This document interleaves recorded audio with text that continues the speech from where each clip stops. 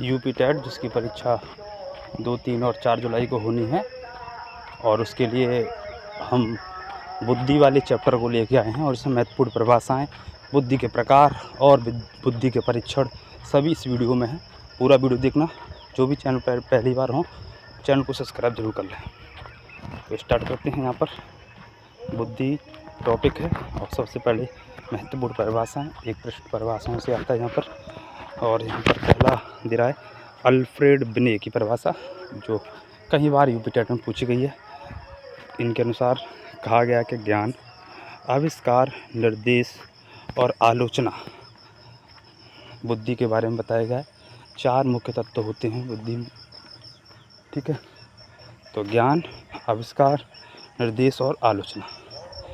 Terman के अनुसार अमूर्त विचारों का जो ज्ञान है वो बुद्धि में है, ठीक है। तो अमूर्त विचार आ जाए तो टर्मन ध्यान रखना है।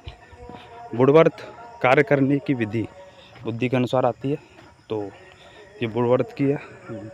गाल्टन पहचानने व सीखने की योग्यता, ठीक है। और थॉर्नडाइक की है सत्य और तथ्य। ये आप लोग ध्यान रख सकते हो क्योंकि परिभाषा काफ़ी बड़ी होती है। ये कीवर्ड हैं, इनको ध्यान रख सकते हो। ओके। बुद्धि के प्रकार देखते हैं यहाँ पर। तो यहाँ पर गैरेट के अनुसार बुद्धि के 3 प्रकार बताए गए हैं।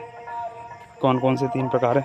मूर्त या यांत्रिक बुद्धि, दूसरी अमूर्त व शाब्दिक बुद्धि, और तीसरी सामाजिक बुद्धि। तो पूछेगा गैरेट के अनुसार 3, मूर्त, अमूर्त या शाब्दिक, और तीसरी सामाजिक। थॉर्नडाइक के अनुसार बहुत बार पूछता है कि बुद्धि कितने प्रकार हैं, तो इसके अनुसार भी 3 हैं। मूर्त, गामक या यांत्रिक बुद्धि, अमूर्त या शाब्दिक बुद्धि, या सामाजिक बुद्धि, ठीक है। अब इनका उदाहरण समझ सकते हो। मूर्त या गामक बुद्धि या आंतरिक बुद्धि ये होती है चालक में, ड्राइवर में होती है, ये मिस्त्री में होती है, इंजीनियर में होती है। अमूर्त या शाब्दिक बुद्धि जो होती है शिक्षकों में, विद्यार्थियों में, दार्शनिकों में होती है, ध्यान रखना है। और सामाजिक बुद्धि ये राजनेताओं में, कार्यकर्ताओं वगैरह में, सामाजिक कार्य करते उनमें होती है। समझ में आ रहा होगा। आगे चलते हैं।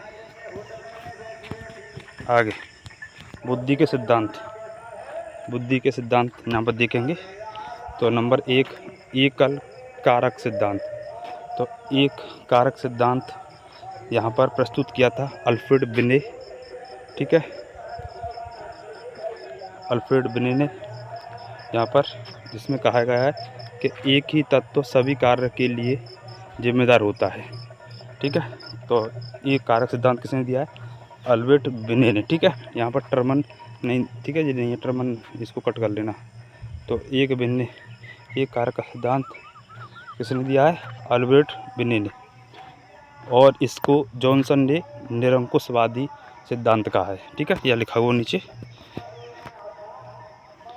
एक कारक सिद्धांत जो अल्फ्रेड बिने ने दिया है, इसको जॉनसन ने निरंकुशवादी सिद्धांत कहा है, लिख लेना।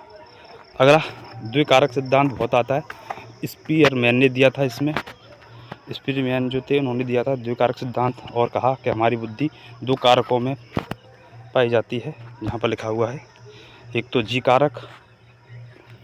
कारक और एक एस कारक, ठीक है।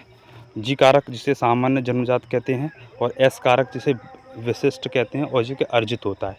पूछा जाता है कि जी कैसा होता है, तो जन्मजात होता है और जो सामान्य होता है, और विशिष्ट कौन सा होता है, जो अर्जित किया जाता है, वो एस होता है। तो 2 द्विकारक सिद्धांत स्पीयरमैन ने दिया था। आगे आता है यहाँ पर बहुकारक बनाम समूह कारक, यानी बहुकारक का सिद्धांत थॉर्नडाइक ने। यहाँ पर इन्होंने ऊंचाई, चौड़ाई और गहराई के आधार पर इसे बालू व परमाणुवाद का सिद्धांत कहते हैं। किसको? बहुकारक के सिद्धांत को बालू या परमाणुवाद का सिद्धांत किसने दिया? थॉर्नडाइक ने। तो ध्यान रखना, इस तरह से पूछा जाता है। और आगे समूह कारक का सिद्धांत यहाँ पर थर्स्टन ने दिया था, और इनकी पुस्तक है PMA, प्राथमिक मानसिक योग्यता। ध्यान रखना, प्राथमिक मानसिक योग्यता यहाँ पर समूह कारक सिद्धांत थर्स्टन के द्वारा। इसमें इन्होंने 13 कारक बताए हैं, और जिसमें से 7 कारक दैनिक जीवन के लिए महत्वपूर्ण है, ठीक है, ध्यान रखेंगे। तो इसके बाद आगे यहाँ पर कैटल और स्टर्नबर्ग के सिद्धांत। तो आरबी कैटल ने यहाँ पर तरल और ठोस बुद्धि का सिद्धांत दिया, और यहाँ पर कह रहा है कि तरल बुद्धि क्या होती है, यह जन्मजात बुद्धि होती है जिसमें परिवर्तन नहीं किया जा सकता। ठीक है, तरल बुद्धि जन्मजात होती है। तो तरल ठोस का सिद्धांत किसने दिया? कैटल ने। नीचे क्या बात करेंगे तो ठोस बुद्धि क्या होती है, यह वातावरण जनित एवं अनुभव पर आधारित होती है। इसको आप लोग ध्यान रख सकते हैं। इसके अलावा यहाँ पर स्टर्नबर्ग, इसने त्रिचापीय या त्रितंत्रीय सिद्धांत दिया है। तो स्टर्नबर्ग ने त्रिचापीय या त्रितंत्रीय सिद्धांत कौन सा दिया है? तो बात करेंगे नंबर 1 यहाँ घटक विश्लेषण, और दूसरा अनुभव, और तीसरा संदर्भ। ठीक है, इसके बाद आगे बहुबुद्धि सिद्धांत बहुत आता है, हार्वर्ड गार्डनर के द्वारा यहाँ पर दिया गया है। इसमें क्या है यहाँ पर? तो इन्होंने यहाँ पर अलग अलग प्रकार से बुद्धि बताई हैं। तो गार्डनर के अनुसार, एनसीईआरटी के अनुसार 9 प्रकार की बुद्धि है। कितने प्रकार की? 9। सबसे एक भाषिक बुद्धि कवि और लेखकों में पाई जाती है। दूसरी तार्किक बुद्धि, ये गणितज्ञ या वैज्ञानिकों में पाई जाती है। तीसरी संगीतात्मक बुद्धि, संगीतज्ञ में पाई जाती है। चौथी स्थानगत बुद्धि, ये मूर्तिकारक या आर्किटेक्ट में पाई जाती है। ठीक है, ध्यान से देखते हैं। और 5वीं बुद्धि यहाँ पर शारीरिक गतिज, ये धावक या मुक्केबाज में। 6वीं अंतर्वैयक्तिक बुद्धि, ये राजनेता विक्रेताओं में। अंतर्वैयक्तिक बुद्धि, ये योगी संत में पाई जाती है, स्वयं को जानना। और प्रकृति बुद्धि किसान में, प्रकृतिवादी। और अस्तित्ववादी दार्शनिक में। ठीक है, अस्तित्ववादी दार्शनिक में आप लोग ध्यान रख सकते हो। ठीक है, तो ये आप लोग ध्यान रख सकते हो। हार्वर्ड गार्डनर के द्वारा 9 प्रकार की बुद्धि बताई गई। चलो, मुझे समझ में आ रहा होगा सभी को, मुझे आशा है। आगे त्रिआयामी सिद्धांत, यह गिलफोर्ड ने दिया है। त्रिआयामी, इसमें क्या क्या बताया गया है? इसमें उन्होंने बताया विषय वस्तु नंबर 1, इसमें विषय वस्तु होती है, और संक्रिया, उत्पाद। ठीक है, 3 यहाँ पर बताया गया। और आगे चलेंगे तो यहाँ पर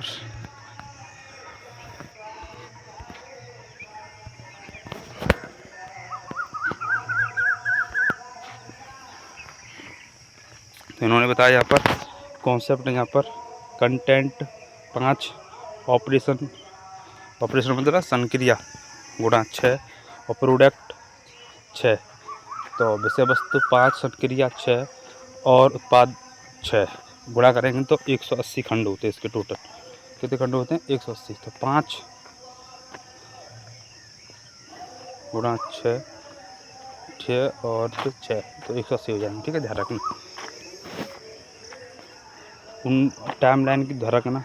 1967 में 120 थे, फिर 150 हो गए, और अब 180 हैं इसके खंड। ठीक है, तो आप लोग ध्यान रखना। इसके बाद आगे चलते हैं।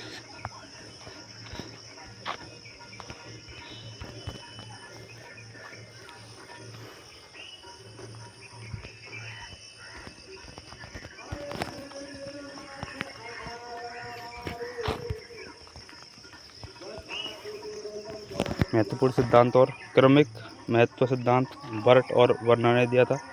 बर्ट और वर्नर, क्रमिक महत्व सिद्धांत। आश्चर्यजनक बुद्धि, B.S. ब्लूम, शरीर में बुद्धि जैसी कोई विशेषता नहीं पाई जाती। तो आश्चर्यजनक बुद्धि दी है इन्होंने, ब्लूम ने। ठीक है, इसके बाद प्रतिदर्श या नमूना, थॉमसन ने। बुद्धि योग्यताओं का प्रतिदर्श है या मॉडल है, इसने कहा है थॉमसन ने। क और ख का सिद्धांत हैव ने दिया। ठीक है, और क बुद्धि का जन्मजात है, और ख अर्जित है, ध्यान रखना। तो क्रमिक वर्ट और वर्नर, आश्चर्यजनक ब्लूम, नमूना मॉडल थॉमसन, और क ख हैव। आगे लेवल 1 और लेवल 2 जॉनसन। ठीक है, ध्यान रखना। लेवल 1 जन्मजात, लेवल 2 अर्जित। आगे संवेगात्मक बुद्धि पाई जाइए। सर्वप्रथम जॉन मेयर और पीटर सेलोव ने इसका प्रयोग किया। जॉन मेयर और पीटर शेलॉब ने संवेगात्मक बुद्धि और प्रसिद्ध सिद्धांत दिया डैनियल गोल्डमैन ने। पूछताछ संवेगात्मक बुद्धि का सिद्धांत किसने दिया? डैनियल गोल्डमैन ने। लेकिन इसका सर्वप्रथम प्रयोग किसने किया? जॉन मेयर और पीटर शेलॉब ने। और इनकी पुस्तक ध्यान रखना, यहाँ पे एक पुस्तक है संवेगात्मक बुद्धि बुद्धि लब्धि से महत्वपूर्ण क्यों है। ये डैनियल गोल्डमैन की पुस्तक है, ठीक है, ध्यान रखना। इसके अलावा एक स्टेटमेंट भी है कि उचित समय पर उचित मात्रा में क्रोध करना मुश्किल है, अरस्तू ने कहा है, ठीक है। आगे दे रहा है यहाँ पर एक नोट करके, सफलता किसी भी व्यक्ति को संवेगात्मक बुद्धि के बल पर ही प्राप्त होती है। आगे गोल्डमैन के संवेगात्मक बुद्धि के भाग, यहाँ पर आत्म जागरूकता यानी जानना, दूसरा आत्म प्रबंधन नियंत्रण करना, ठीक है। इसके बाद आगे तो पहले आत्म जागरूकता जानना, दूसरा आत्म प्रबंधन करना नियंत्रण करना, तीसरा आत्म अभिप्रेरणा मोटिवेट होना, चौथा परानुभूति दूसरों को समझना, और पांचवा सामाजिक कौशल, ठीक है, ध्यान रखना। अब आगे देखेंगे बुद्धि मापन का इतिहास सूत्र। तो यहाँ पर 1890 में अल्फ्रेड बिने ने बुद्धि मापन का इतिहास प्रारंभ किया। 1905 में बिने साइमन ने पहला परीक्षण प्रस्तुत किया, ध्यान रखना। बिने साइमन का परीक्षण, बुद्धि का पहला परीक्षण 1905 में आया, ठीक है। और टर्मन को IQ का जनक माना जाता है, इसको भी ध्यान रखना। 1908 में बिने द्वारा मानसिक आयु शब्द का प्रयोग किया गया। पूछेगा मानसिक आयु शब्द का प्रयोग सर्वप्रथम किसने किया? तो बिने ने किया 1908 में। स्टर्न ने पहला सूत्र दिया मानसिक आयु यानी MA/CA, ठीक है। स्टर्न के द्वारा 1912 में यहाँ पर सूत्र दिया गया मानसिक आयु बट्टे वास्तविक आयु, और मानसिक आयु शब्द किसने दिया? बिने ने। आगे चलेंगे यहाँ पर, और सबसे बड़ी बात यहाँ पर फॉर्मूला आता है 1916 में टर्मन ने यहाँ बुद्धि लब्धि का फॉर्मूला दिया मानसिक आयु MA बट्टे वास्तविक आयु CA गुणा 100। टर्मन ने केवल 100 का गुणा कर दिया है, ठीक है। बाकी मानसिक आयु बट्टे वास्तविक आयु देने वाले कौन था? स्टर्न। इसको ध्यान रखना, अलग अलग से पूछा जा सकता है। मानसिक आयु शब्द किसने दिया? बिने ने, ठीक है। और पूरा मानसिक आयु बट्टे वास्तविक आयु गुणा 100 लगाने वाला टर्मन था। चलिए इसके बाद आगे देखिए, यहाँ पर हर चीज़ पेपर में यहाँ पे आएगी, ध्यान रखना। बुद्धि विलियम टर्म की बुद्धि लब्धि सराडे, तो 180 से अधिक वाला प्रतिभाशाली, ठीक है। 120 से 139 वाला प्रखर बुद्धि वाला, ठीक है। और 90 से 109 तक यहाँ पर सामान्य बुद्धि वाला आता है। 70 से लेकर के 79 तक यहाँ पर निर्बल बुद्धि वाला, और 25 से नीचे वाला यहाँ पर जड़ बुद्धि वाला आता है, ध्यान रखना, ठीक है। टेबल को ध्यान रखना अच्छे से। प्रखर बुद्धि वाला भी ध्यान रखना, ठीक है। मंद बुद्धि वाला भी 90 से कम आता है, ठीक है, 90 से कम, और जड़ 25 से कम ही आएगा, ध्यान रखना।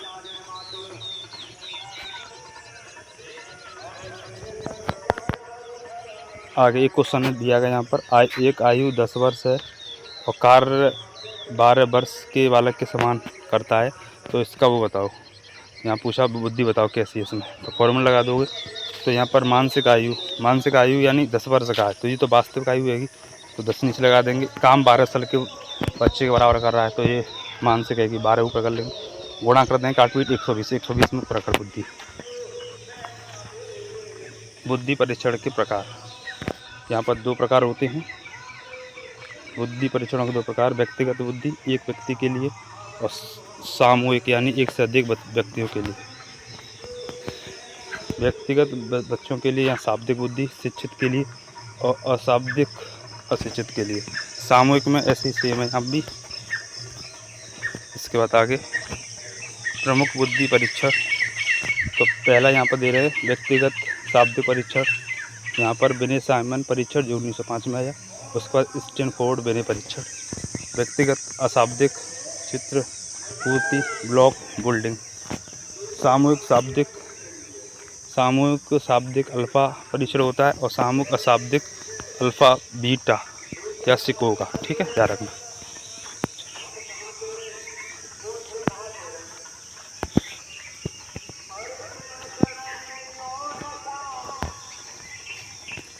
आगे भारतीय परीक्षण, जलोटा परीक्षण, भारतीय परीक्षण, ठीक है। 1922 में भारत का पहला बुद्धि परीक्षण हुआ था, ये ध्यान रखना। आगे यहाँ शॉर्ट में लिखा हुआ है, ध्यान रखना। सिद्धांत, ये कारक किस सिद्धांत किसने दिया? बिने ने। द्वय कारक स्पीयरमैन ने। बहुकारक थॉर्नडाइक ने। समूह रस्टन। त्रिआयामी गिरफोर्ड। तरल ठोस कैटल। संवेगात्मक गोलमैन और IQ टर्मन, ठीक है। और बहुबुद्धि का सिद्धांत गार्डनर। इस तरह से आप कर सकते हो। तो मैंने कोशिश की आपको शॉर्ट में अच्छी तरीके से आपका समय बचे और बुद्धि का चैप्टर हो जाए। वीडियो अच्छा लगा हो तो शेयर करना, चैनल को सब्सक्राइब करना। जय हिंद, जय भारत, वंदे मातरम, जय सीताराम।